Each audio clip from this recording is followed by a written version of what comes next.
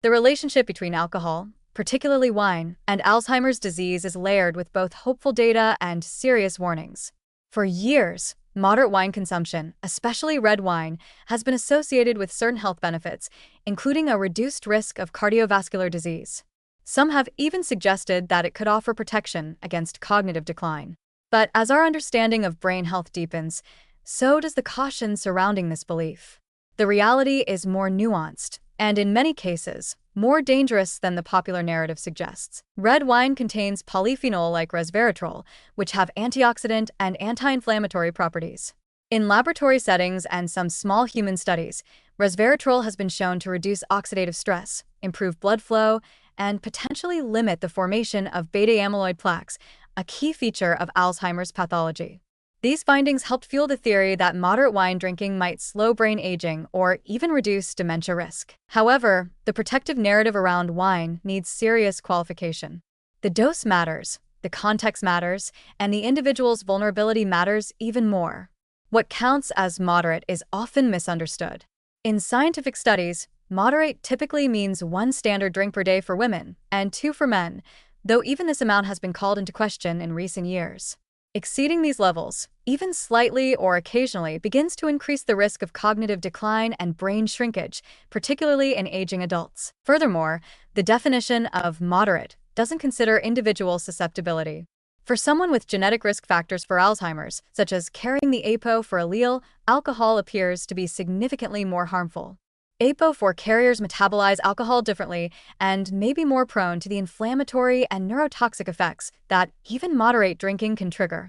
In these individuals, alcohol has been linked to accelerated hippocampal atrophy, the very region responsible for memory. More recent studies using brain imaging and long-term cognitive tracking have shown that even low to moderate alcohol consumption may reduce brain volume over time. These reductions are small but cumulative, and in older adults, even slight changes in brain structure can have outsized effects on memory, mood, and executive function. Importantly, these effects appear to occur regardless of the type of alcohol consumed, calling into question whether the polyphenol in red wine are potent enough to counteract alcohol's inherent neurotoxicity. There's also the issue of sleep disruption. Alcohol may help people fall asleep faster, but it fragments sleep architecture, reducing the amount of deep, restorative slow-wave sleep that is crucial for clearing metabolic waste from the brain. Poor sleep is now recognized as a strong contributor to cognitive decline, especially in midlife and beyond.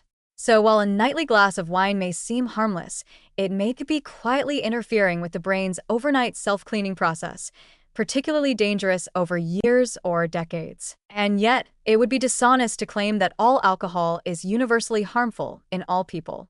Some large population studies have found that individuals who drink small amounts of alcohol regularly, but not excessively, may experience better cognitive outcomes than abstainers. However, these results are difficult to interpret.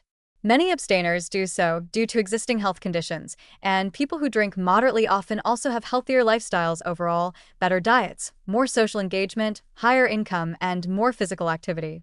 These confounding factors make it nearly impossible to isolate wine as the protective element. There is also the psychological and social dimension. For some older adults, a small glass of wine with dinner can offer pleasure, reduce stress, and contribute to social bonding. All factors that support mental well-being. But it's a fine line. For others, that same habit can easily become a crutch that worsens anxiety, impairs sleep, or masks early signs of cognitive impairment.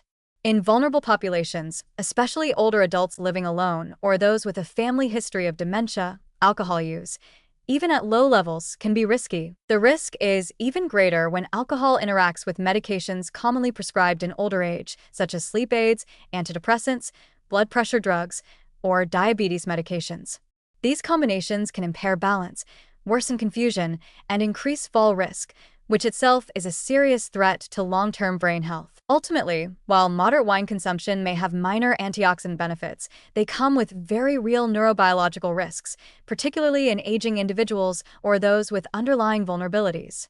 The idea that wine is protective for brain health has been overstated, often based on weak observational data or selective interpretations. For those at high risk of Alzheimer's or already experiencing cognitive changes, the safest course is usually to avoid alcohol entirely or use it very sparingly, and with full awareness of the trade-offs. The decision to drink should not be based on the hope of brain protection, but on a realistic assessment of personal risk, genetics, sleep patterns, and overall lifestyle. Wine may not be a toxin in small amounts, but it is certainly not medicine.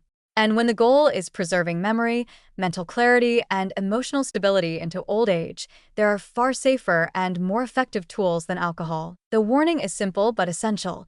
Don't let the myth of red wine's health halo cloud the very real risks. If you drink, do so deliberately, not for your brain's sake, but in spite of it.